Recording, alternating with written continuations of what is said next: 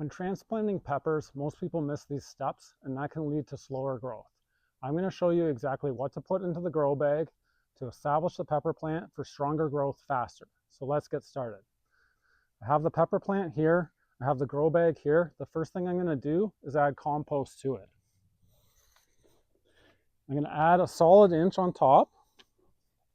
And the reason I'm adding the compost is the potting mix has no nutrients in it. So the compost is adding nutrients to it. So I'm going to work it in. Once I've done that, I'm just going to dig a hole in the middle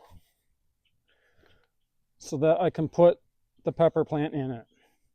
The next thing I'm going to add is the bone meal. I'm going to put a tablespoon in the bottom here. Mix it around a bit. Bone meal is high in phosphorus, it's high in calcium. The phosphorus helps the plant produce more fruit, and the calcium makes sure it grows properly and the fruit doesn't get root and rot in it.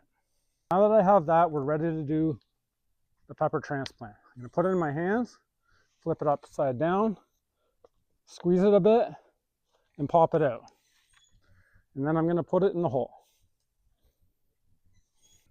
So that covers the process. I've also transplanted another 5 peppers that are in the greenhouse. The only thing left to do is give them a thorough watering.